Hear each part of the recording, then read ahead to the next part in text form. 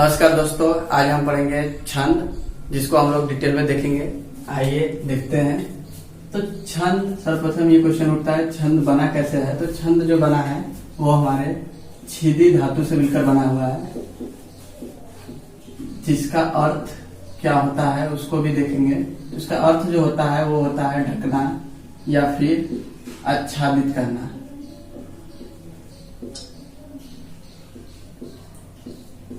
आच्छादित करना। और यहाँ पर एक क्वेश्चन पूछता है कि छंद का सर्वप्रथम उल्लेख कहाँ पर मिलता है। वो है हमारा ऋग्वेद में। तो आपका 4 वेद है, जिसमें से पहला वेद क्या है, ऋग्वेद। तो वहां पर इसका सर्वप्रथम उल्लेख मिलता है। ये प्राचीन वेद है हमारा। और यहाँ पर पूछता है कि छंद के जो जन्मदाता हैं तो वो है पिंगली आचार्य, इसके जन्मदाता छंद के।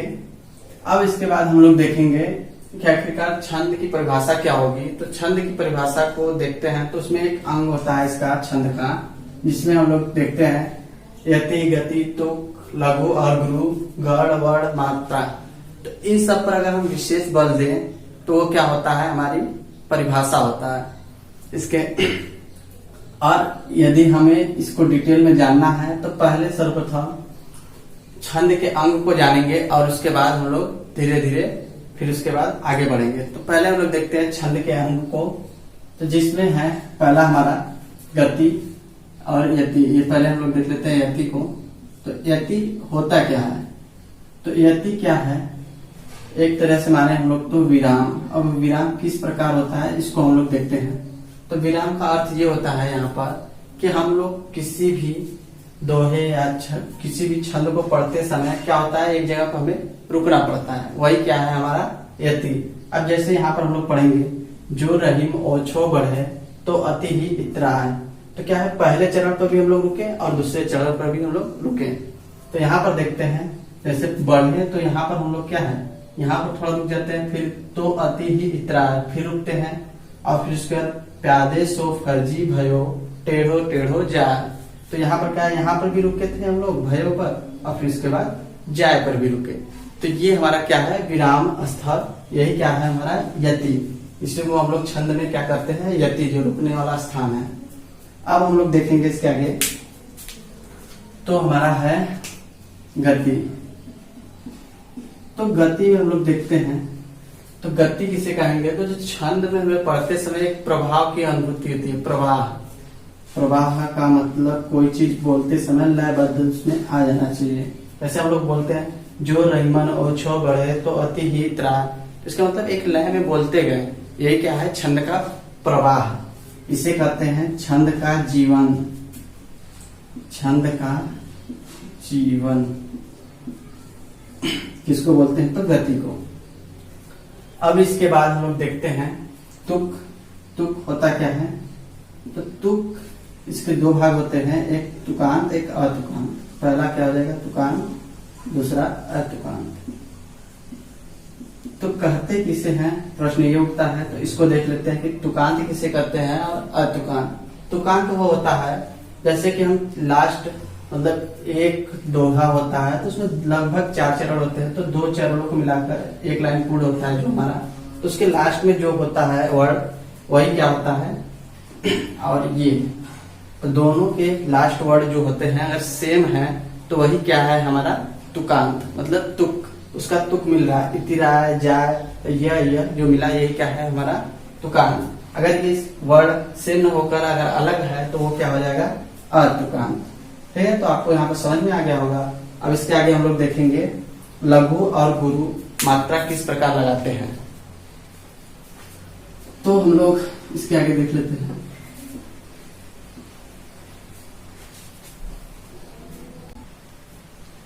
तो हम लोग देखते हैं, तो मात्रा किस प्रकार हम लोग लघु और गुरु का मात्रा किस प्रकार लगाएंगे तो वो देख लेते हैं।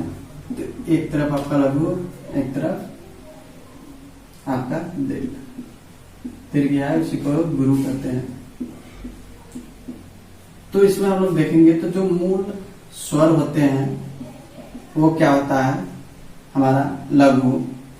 तो लघु में क्या होता है, जैसे देख लेते हैं अ, ई, ओ, छोटू, फिर इसी अगर आपको डिटेल में और समझना है तो आप मेरे इसके पहले वीडियो देख सकते हैं स्वर व्यंजन वाले। अब इसके बाद हम लोग दीर्घ में देखते हैं, और आ हो जाएगा बड़ी बड़ा ओ, और फिर उसके बाद ए ओ और ओ। ये क्या है हमारे लघु और गुरु। तो इसमें हम लोग जो सिंबल लगाते हैं वो क्या होता है, एक खड़ी पाई खींच देते हैं तो उसे मानते हैं लघु है, और ये हमारा एस के आकार में बनाते हैं तो ये हमारा दीर्घ हो जाता है। तो अब इसको किस तरह लगाएंगे, इसको यहाँ पर हम लोग देखेंगे। तो आप देख सकते हैं जो का अर्थ का है, यहाँ पर दीर्घ इसमें लगा हुआ है तो क्या हो जाएगा 2, और फिर इसके बाद 1, फिर यहाँ पर बड़ी की मात्रा, फिर 2, फिर 1, फिर यहाँ पर ओ की मात्रा, फिर बड़ी, फिर उसके बाद ये छोटा हो गया, फिर बड़ा। फिर इसके बाद इसको काउंट करके देखते हैं तो कितना हो गया, 2 1 3, 3 2 5, 5 1 6, 6 4 10 3 13। तो ये कितना हो गया 13। अब इसके बाद आगे देखते हैं, ये दोहा है। अब फिर इसके बाद हम लोग आगे देखते हैं तो फिर यहाँ पर 2, फिर 1, फिर छोटी मात्रा 1, फिर यहाँ पर बड़ी 2, फिर 1, फिर बड़ा है, फिर छोटा। इसको काउंट करते हैं तो यहाँ से कितना हो जाएगा, 2 3 4 4 2 6 6 7 8 8 3 11। तो ये क्या हो गया आपका 11। अब देखिए यहाँ पर आधा प आ गया तो आप लोग सोचेंगे यहाँ पर मैंने कुछ बताया नहीं, तो इसको आप लोग देख लीजिए क्या क्या नियम है इसके। अगर ये चंद्र बिंदु है तो इसका मतलब यहाँ पर हम लोग कोई भी अगर शब्द है जैसे चांद, तो इसके ऊपर अगर चांद बिंदु लगा हुआ है चंद्र बिंदु, तो इसके आगे हम लोग यहाँ पर इसका कुछ भी मात्रा नहीं लगाएंगे। अब इसके बाद एक बिंदु हो गया किसी भी, जैसे हम लोग पंडित लिख दिए, इसके ऊपर कुछ भी हुआ तो ये क्या हो जाएगा, इसके पहले वाला या तो यही वर्ड क्या हो जाएगा दीर्घ। तो इसके ऊपर है तो ये क्या हो जाएगा दीर्घ। तो यहाँ पर क्या हो जाएगा, इसका दीर्घ सिंबल हो जाएगा। अगर देखते हैं यदि बीच में आ गया, अगर कोई वर्ड बीच में आ गया वो आधा है तो उसके पहले वाला वर्ड क्या हो जाएगा दीर्घ। इसका मतलब ये दीर्घ हो गया। अब इसके बाद हम लोग देखेंगे, अगर जैसे पहले आ गया कोई भी वर्ड पहले आया लेकिन वो क्या है आधा होना चाहिए, तो उसका क्या होगा कुछ नहीं लिखेंगे। अगर यहीं पर विसर्ग आ गया तो भी इसका क्या लिखेंगे दीर्घ। और यदि जैसे हम लोग मान लेते हैं जैसे कि ऊपर र उड़ा है तो जैसे कल हुआ या कुछ भी लिखा हुआ है तो इसके पहले वाला वर्ड क्या हो जाएगा दीर्घ, फिर लघु। इतना चीज हमें याद रखना है इसमें। तो इसके आगे हम लोग देखते हैं, तो जैसे देखिए यहाँ पर आधा प है, फिर या, फिर दे, तो फिर ये क्या हो जाएगा, इसका 2 हो जाएगा। और आधा जो प है उसका हम लोग कहे थे कुछ नहीं लिखेंगे, जैसे आधे क है तो उसका कट कर दिए थे, इसका मतलब कुछ भी नहीं लिखना है।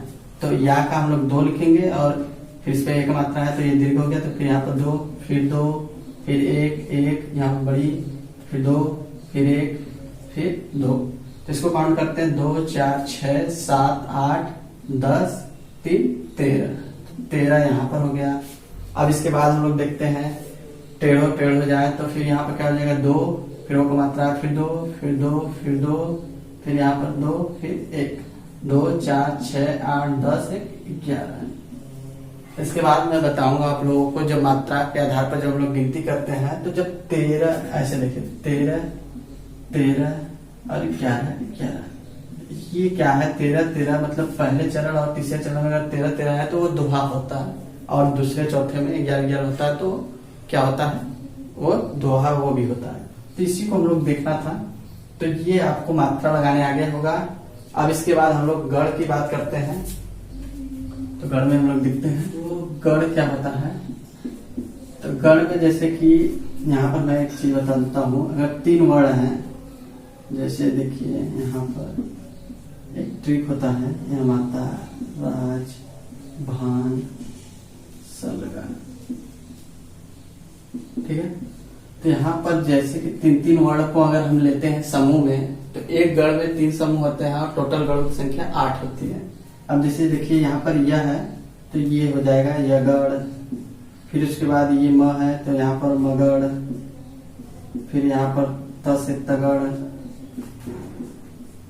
8 तक जाएगा आपका, एक हो जाएगा रगड़, यहाँ पर हो जाएगा जगड़, और फिर यहाँ पर भगड़, फिर नगड़, टोटल कितना हो गया? 1 2 3 4 5 6 7 और एक हो जाएगा सगड़।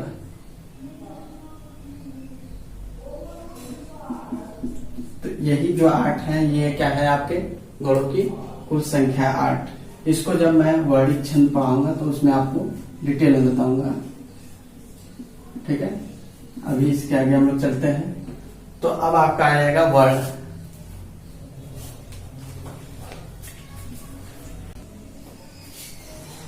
तो वर्ण तो हम लोग पहले ही पढ़ चुके थे, इसके पहले वीडियो में वर्ण की जानकारी मैंने दे दिया था और मात्रा लगाना मैंने इसी गुरु और लघु में ही आपको सिखा दिया कि मात्रा कैसे लगाया जाता है, ये सब मात्रा लगाना।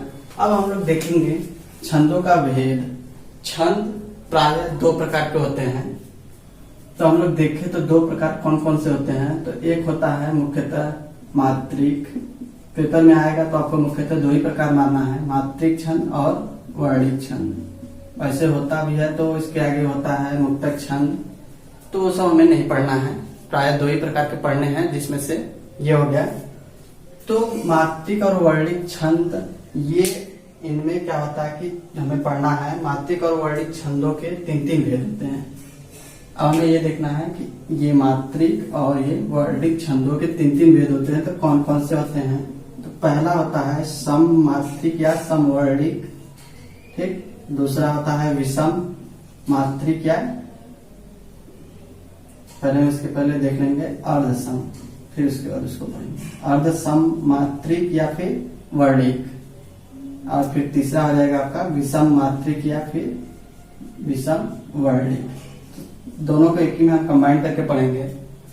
तो सम मात्रिक छंद क्या होता है, तो इसको हम लोग देखेंगे। तो इसमें मैंने बताया ये जो आपका होता है यहां से लेकर यहां तक, ये होता है आपका पहला चरण, और ये होता है आपका दूसरा चरण, और ये जो होता है यहां से यहां तक ये होता है तीसरा चरण, और ये यहाँ कामा के बाद ये होता है आपका चौथा चरण।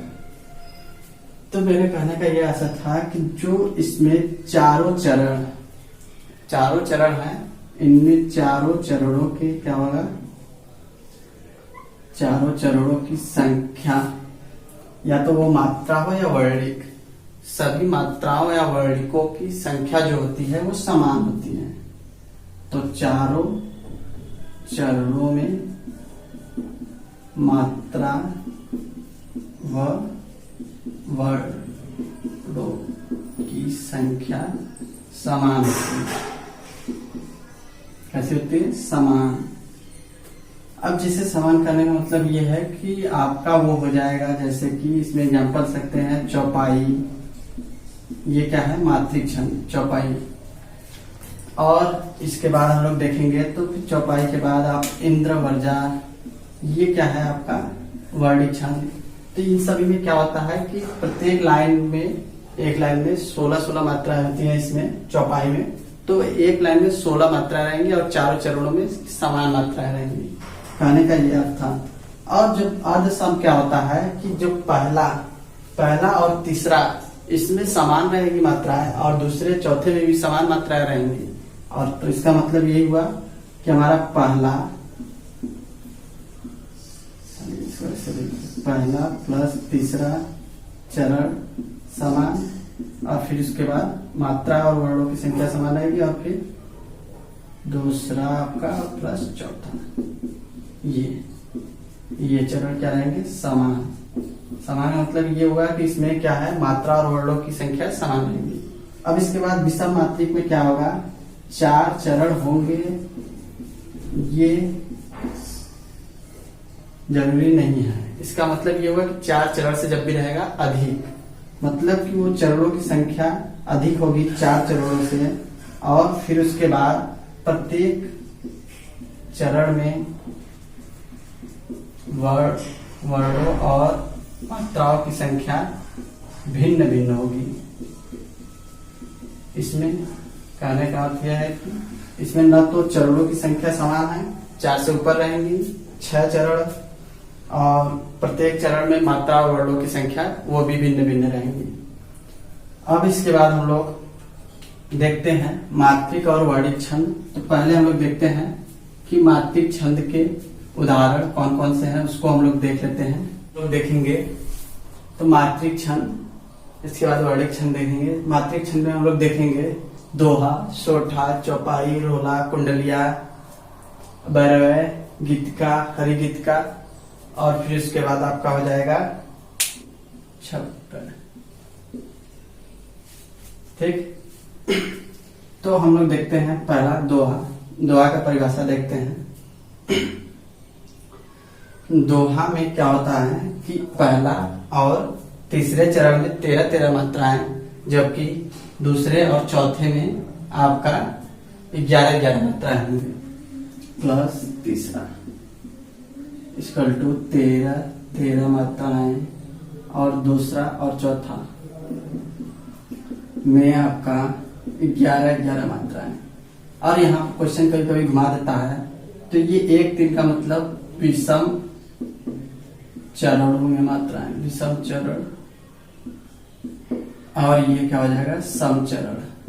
तो कभी कभी ऐसे पूछ देता है कि समचरणों में संख्या जिनकी समान हो, मतलब समचरणों में संख्या कितनी हो जाएगी 11-11, विषम चरणों में 13-13, तो उनको क्या कहते हैं, तो वो क्या हो जाएगा, कौन सा आपका छंद है, तो वो है दोहा। और सोठा क्या होता है, ठीक इसी का विपरीत। विपरीत का अर्थ ये होता है कि जहां पर 11 है वहां पर 13 हो जाएगा। इसका अर्थ ये हुआ कि पहला और तीसरा में 11-11, और दूसरा और चौथे में क्या हो जाएगा आपका 13-13 मात्राएं। ये हो जाता है इसका अपोजिट। मतलब क्या होगा कि दोहे का विपरीत जो हो जाएगा वो आपका सोठे में। अब यहाँ पर देख सकते हैं, तो यहाँ पर 13 मात्रा है। इसको मैंने पहले भी गिन चुका था, अब भी गिन के दिखा दे रहा हूँ। जो है, जो का अर्थ हो जाएगा 2, इसका 1, फिर ही का फिर हो जाएगा आपका 2, फिर 1, फिर 2, फिर 1, सॉरी 2, फिर 1, फिर 2, फिर यहाँ तक हम लोग पहले देख लेते हैं ये वाला हिस्सा। पहला चरण में बोला है कि 13, पहले चरण को गिन लेते हैं। 2, 3, 2, 5, 1, 6, 6, 4, 10, 3, 13। अब दूसरे चरण की नंबर आता है, तो दूसरे चरण में क्या करता है 11। अब देख लेते हैं, तो 2 का 2, फिर 1, फिर 1, फिर ई का 2, फिर 1, 1, फिर 2, फिर 1। तो इसको काउंट करते हैं, तो 2, 3, 4, 2, 6, 6, 2, 8, 8, 3, 11। तो हमारा दूसरे चरण में भी क्या हो गया 11 हो गया। ये हो गया हमारा, ये हो गया, अभी 2 बचे हुआ है। तो तीसरे चरण में हम लोग आते हैं। तीसरे चरण में हम लोग देखते हैं, तो यहाँ पर 2, यहाँ पर भी 2, फिर 2, फिर 1, 1, फिर 2, फिर 1, फिर 2। यहाँ तक हम लोग तीसरे चरण में हम लोग काउंट कर लेते हैं। तो यहाँ पर काउंट करेंगे तो 2, 4, 6, 7, 8, 8, 2, 10, 3, 13। तो आपका यहाँ पर तीसरा चरण भी कंप्लीट हो गया, 13 हो गया। अब इसके बाद चौथे चरण में हम लोग चलते हैं, तो 2, 2, 2, 2, 2, फिर 1, 2, 4, 6, 8, 10, 1, 11। तो ये हो गया आपका 11। अब आपका इससे पुष्टि हो गया कि आपका दोहा में सही है 13-13 और 11-11। तो क्वेश्चन इसी तरह दे देगा और आपको पूछेगा इसमें से कौन सा दोहा है। तो ऑप्शन यही आप लोग को चेक करना होगा। ऑप्शन कैसे, मात्रा के आधार पर मात्रा लगाकर इसी तरह चेक करना होगा। इसी प्रकार हम लोग सोठा का देखेंगे, तो सोठा में क्या होता है कि इसी तरह पूछता है 11-11, 13-13। तो हम लोग इसको लगाकर देख लेते हैं। तो ये हो जाएगा आपका 2, फिर 1, फिर यहाँ पर 2, फिर 1, 1, 1, फिर 2, 1। तो हम लोग का कितना होना चाहिए 11। तो 3, 3, 6, 6, 4, 10, 1, 11। आपका पहले चरण में 11 हो गया। अब दूसरे चरण में हम लोग देखते हैं। अब इसका हो जाएगा 1, इसका 2, 1, 1, 1, 1, 1, 2, 1, 1, 1। इसको काउंट करिए, तो 1, 2, 3, 3, 3, 6, 6, 4, 10, 3, 13। आपका इसमें 13 हो गया। अब इसके बाद हम लोग देखते हैं तीसरे में आपका 2, 1, 2, 1, 1, 1, 2, 1। इसको काउंट करते हैं, 3, 6, 6, 2, 8, 3, 11। अब इसके बाद फिर देखते हैं हम लोग, तो 1, 1, 1 हो जाएगा, 1, 2, 2, 1, 1, 1, 1, 1। काउंट करिए, 3, यहाँ पर हो जाएगा 3, 6, 6, 3, 9, 9, 3, 12, 13। तो इस प्रकार हम लोग देखेंगे यहाँ पर पहले और तीसरे। तो पहला आपका ये हो गया, ये आपका पहला हो गया, ये आपका तीसरा। तो पहले तीसरे में आपका 11-11 होना चाहिए। तो देखिए यहाँ पर 11, यहाँ पर 11। अब इसके बाद हम लोग दूसरे और चौथे में, तो ये आपका दूसरा हो गया और ये आपका चौथा। तो इसमें क्या हो जाएगा आपका 13 मात्रा है। तो इसके बाद हम लोग देखेंगे चौपाई। अब हम लोग देखेंगे तीसरा नंबर चौपाई। तो चौपाई में क्या होता है कि इसका प्रत्येक चरण में जो मात्रा की संख्या होती है, प्रत्येक चरण में वो होती है 16 मात्राएं, और इसके 4 चरण होते हैं। तो हम लोग यहाँ पर देख लेंगे, दो ही चरण देखेंगे, उसके आगे आप लोग याद तो होगा ही हनुमान चालीसा। तो इसको हम 2 चरण में बस पुष्टि करेंगे आपको। तो जैसे जय हनुमान ज्ञान गुण सागर, जय कपीस तिहु लोक उजागर। तो इसमें हम लोग देख लेते हैं पहले लाइन में 16 मात्रा है कि नहीं।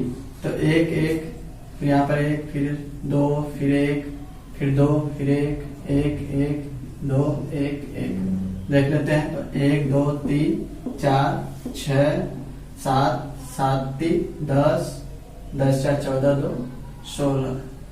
तो पहले लाइन में आपका 16 है, दूसरे लाइन में भी देख लेते हैं। तो आपका ये हो जाएगा 1 1, फिर 1, फिर 2, फिर 1 1 1 2 1 1 2 1 1। तो यहाँ पर हो जाएगा 2 2 3 5 6 6 2 8 8 3 11 11 11 1 12 12 4 16। तो आपका इसमें भी कितना होगा 16। तो इस प्रकार पुष्टि होता है कि इसमें जो चारों चरण होंगे, वो चारों चरणों में 16 मात्राएं होंगी। और इसका जो लास्ट होता है ये तुकांत होगा, मतलब कि र जिसमें मतलब कोई भी वर्ड हो लास्ट का क्या होना चाहिए, सेम अक्षर होना चाहिए। अब यही इसी प्रकार हम लोग देखते हैं रोला।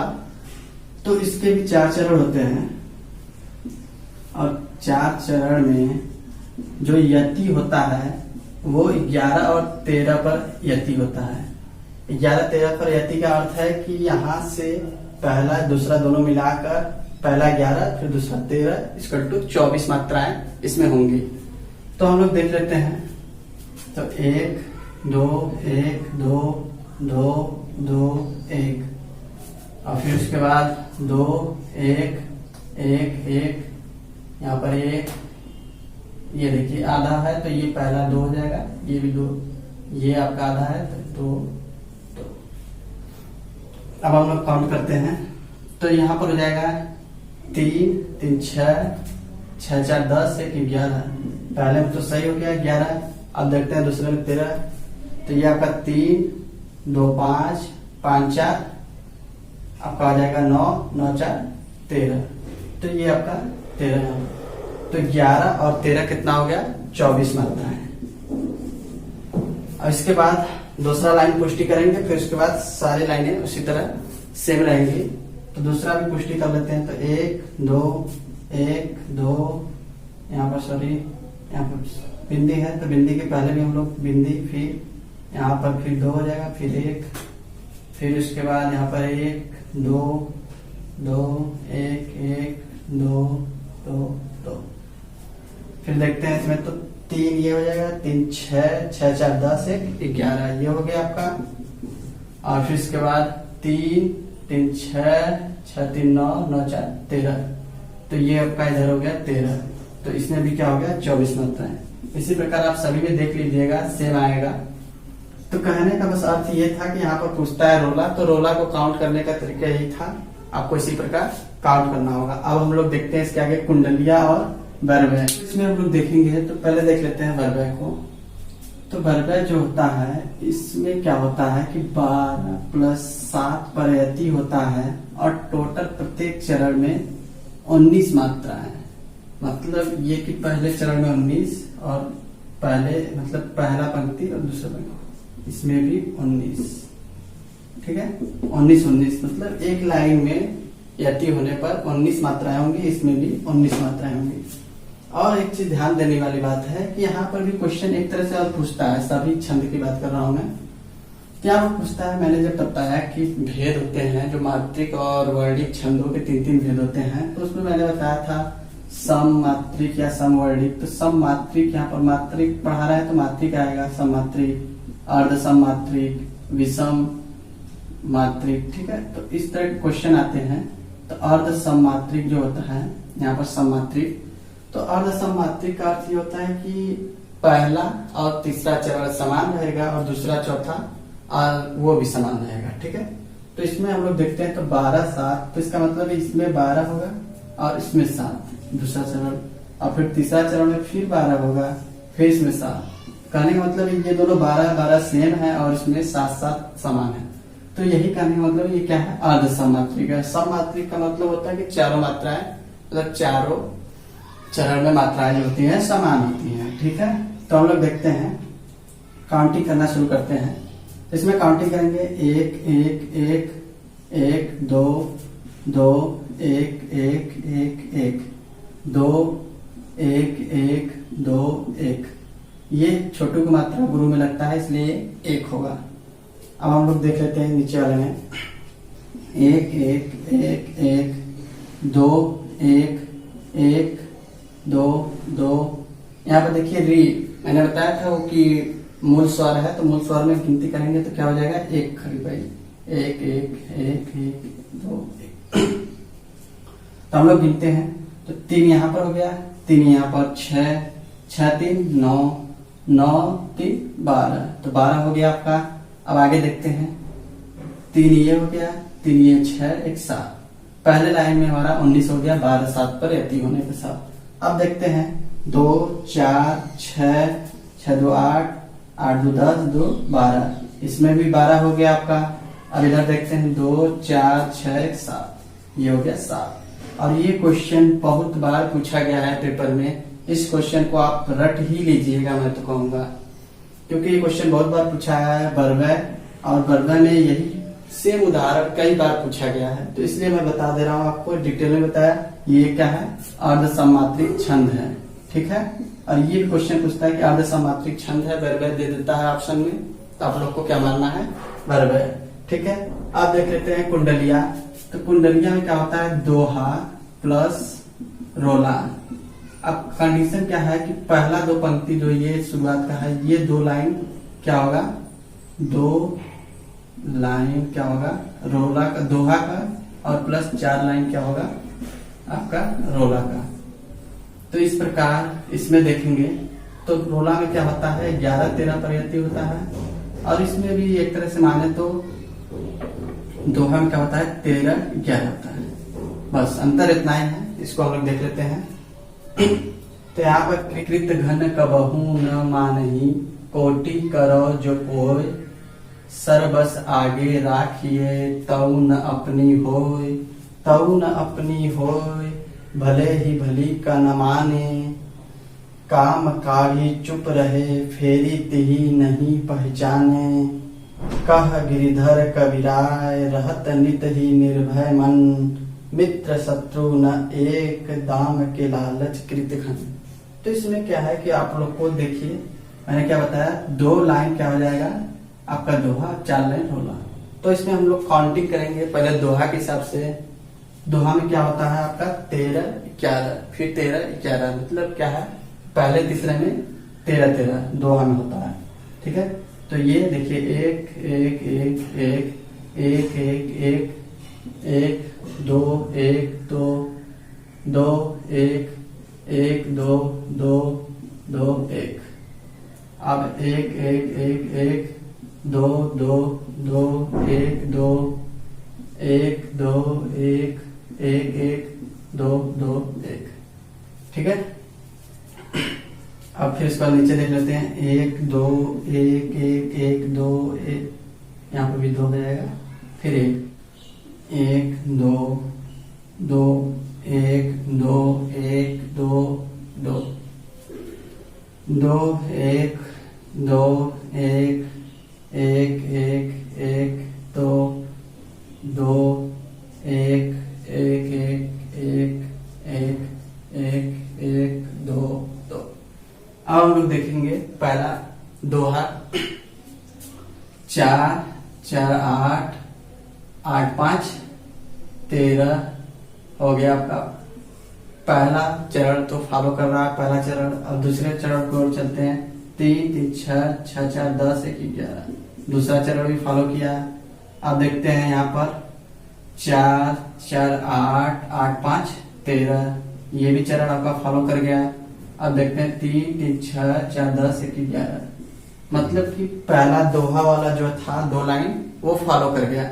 अब हम लोग देखते हैं आगे 4 लाइन रोला का, तो रोला में क्या होता है 11 13, तो हम लोग देखते हैं तो 3 3 6 6 4 10 1 11, पहला चरण फॉलो कर गया।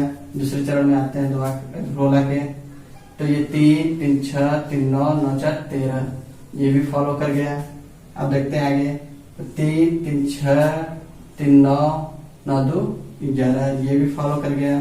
अब देखते हैं इसके आगे तो 3 3 6 3 9 9 4 13, ये भी फॉलो कर गया। इसका मतलब नीचे भी फॉलो करेगा, 4 लाइन फॉलो कर गया। इसका अर्थ है कि रोला का फॉलो कर रहा है, 2 लाइन फॉलो कर गया, 2 लाइन और आप लोग देख लीजिएगा। तो इसका मतलब ये हुआ कि आपका सारा फॉलो कर रहा है। और क्वेश्चन यही पूछता है कि ये सममात्रिक है कि अर्ध सममात्रिक है। तो इसमें क्या है कि प्रत्येक चरण में क्या है, आपके प्रत्येक चरण से हमको मतलब होता है। तो जैसे कि प्रत्येक चरण का मतलब ये है कि इसमें जो एक लाइन हुआ इसका एक चरण कहते हैं, क्योंकि इसमें यति यहाँ पर हुआ है। ठीक है, तो 24 24 के हिसाब से देखेंगे तो ये क्या है, एक सममात्रिक चरण, सममात्रिक है। ठीक है, ये सममात्रिक छंद है। ये है आपका गीतिका और ये हरि गीतिका।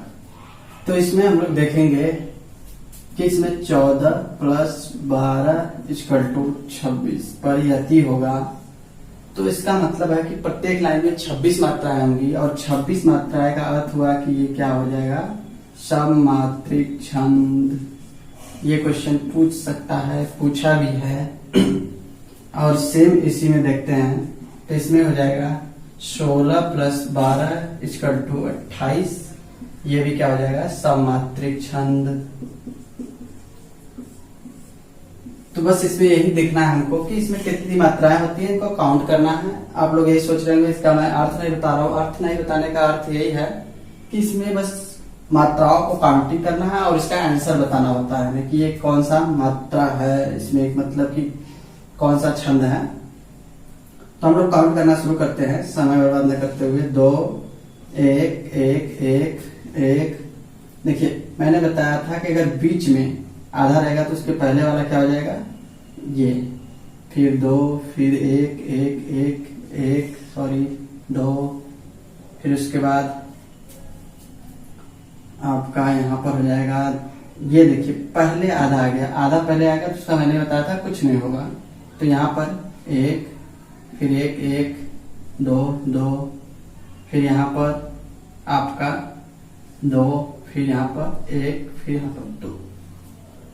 अब हम लोग देखेंगे तो आपका 3 2 5 2 7 7 3 10 10 4 14, यहाँ पर ऐसे है। ठीक है, अब फिर उसके बाद 12 इधर देखेंगे हम लोग, 3 फिर 3 और फिर उसके बाद 6 6 3 9 9 3 12, तो 14 इसमें हो गया और 12 इसमें हो गया। इसी प्रकार दूसरे लाइन में देखते हैं तो 2 1 2, फिर 2 2 1 1 1 2, फिर उसके बाद 2, फिर 1, फिर 2, फिर 2 1 1 1, फिर 2। तो इसको काउंट करते हैं, 3 4 7 3 10 2 12 2 14।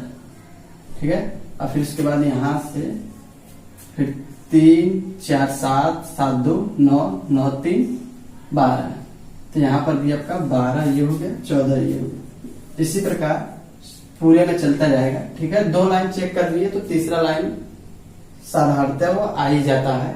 तो ये चीज है कि पेपर में जब आपको हल करना होगा तो आप लोग 2 3 लाइन गिन लेंगे, उसके बाद समझ जाइएगा 3 लाइन तक अगर आपका आ गया है तो आपका सही ही होगा 90%। अगर चारों कर लेते हैं तो सबसे अच्छा है। आप फास्ट थोड़ा करिए कैलकुलेशन और उसको थोड़ा फास्ट में लगाइए। अब इसके बाद मैंने बताया हरिगीत का में आपने देखा ही है 16 प्लस 12 28 सममात्रिक है। क्वेश्चन यहाँ से पूछता है तो ये देखिए आधा इसमें आया अन्याय, तो ये क्या हो जाएगा 2 2 1 1 1 1 1 2 1 1 1 2 1 1 1 2 1, देखिए सॉरी यहाँ पर आधा है तो ये क्या हो जाएगा 2 1 सॉरी ये ऊपर रहा है तो इसको भी मैंने 2 बताया था, फिर 1 फिर 2।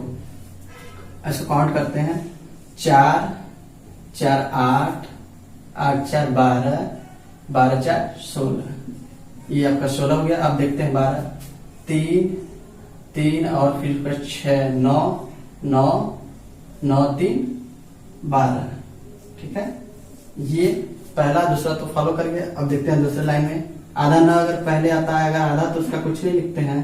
अब इसके बाद वाला फिर इसके बाद, ठीक। अब इसके बाद 1 1 फिर 2, फिर ये देखिए आधा ना है तो फिर 2 1 फिर 2 फिर 2, फिर देखिए आधा है तो फिर 1 फिर 2 2 2 1 2। तो यहाँ पर 4 4 3 7 7 4 11 11 12 12 4 16, तो 16 ये हो गया। आगे देखते हैं तो ये हो जाएगा 3 4 7 7 3 10 2 12। तो इस आधार पर हम लोग देखते हैं कि आगे का भी इसी प्रकार आ जाएगा। तो इस प्रकार हम लोग देखते हैं कि ये क्या है, हरिगीतिका का उदाहरण है। अब इसके आगे हम लोग देख लेते हैं आपका 76 में क्या होता है, रोला प्लस आपका उलाला।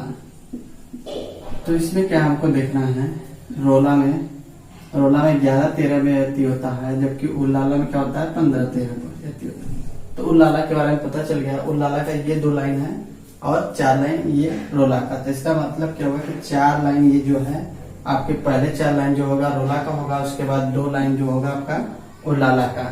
तो हम लोग इसका काउंट करना देखते हैं, काउंट करके तो 2 2 1 1 ये हो जाएगा आपका 1 1 2 1 1 1 1 1 1 1 1 1 सॉरी यहाँ पर 2 हो जाएगा, फिर 1 1 फिर 2। फिर यहाँ पर देखते हैं सूर्य लिखा है तो 2 1, फिर उसके बाद 2 1 1 1 1 1 1 2 1 2 2 2 1 1 2। इसको काउंट कर लेते हैं पहले हम लोग। तो 4 ये हो गया आपका, 2 ये 6 6 2 8 10 1 11 11 ये हो गया, 4 3 7 7 3 10 3 13 ये हो गया आपका 13। उसके नीचे देखते हैं हम लोग 3 3 6 2 8 8 3 11 ये हो गया।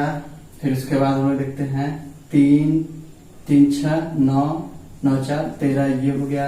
अब इसके नीचे फिर देखते हैं तो ये हो जाएगा 1 1 2 फिर 2 1 2 सॉरी आगे रहेगा तो कोई मतलब नहीं है, 1 2 1 तो ये कितना हो गया 4 3 7 7 4 11 ये हो गया। फिर उसके बाद 2 1 2 2 2 1 1 2। इसको देख लेते हैं तो 3 4 7 3 10 3 13 13 ये हो गया। फिर देखते हैं तो आपका ये हो गया 2 1 1 1 1 1 ये 2 हो जाएगा, ये 1 फिर 2 1 1 1 यहाँ पर आपका हो जाएगा 2 2 1 1 2। काउंट कर लेते हैं हम लोग 2 3 5 5 4 9 9 1 10 और सॉरी यहाँ पर आपका 2 होगा, ठीक है। तो 10 1 11 ये हो गया। और फिर 3 2 5 5 4 9 9 4 13 ये आपका पूरी तरह सही हो गया। अब हम लोग देखते हैं उलाला, और उलाला का भी हो जाएगा, इसमें उसका भी हो जाएगा छंद और ये इसी का भाग भी है, ठीक है। तो इसमें देखते हैं हम लोग को 15 और 13 हम लोग को देखना है। तो 15 13 में देखते हैं तो 1 1 2 1 1 2 1 1 2 1 2 1 1 2 2 1 1 2 1 2 फिर 2 2 1 2 1 देख लेते हैं, क्योंकि मैंने इसके आगे थोड़ा सा गलती कर दिया था, मैंने इसको अब शुद्ध कर दिया है। तो अब हम लोग काउंट कर लेते हैं। तो देखते हैं हम लोग तो 4 ये 8 8 4 12 12 3 15 15 ये हो गया आपका। और फिर उसके बाद 3 3 6 6 4 10 3 13। इस प्रकार हम लोग देखते हैं कि 96 का 6 चरण पूरा हो गया। 6 चरण का अर्थ हुआ कि यहाँ पर ये क्या है, विषम मात्रिक छंद है। यहाँ से भी क्वेश्चन पूछ लेता है। ठीक है, तो वीडियो लंबा हो रहा है इसलिए आज इतना ही रहने देते हैं। वर्णिक छंद जो है वो हमारे नेक्स्ट वीडियो में रहेगा। आज के लिए इतना ही। और अगर हमारे चैनल पर नए हैं तो हमारे चैनल को सब्सक्राइब, लाइक, शेयर करना ना भूलें। ठीक है, धन्यवाद।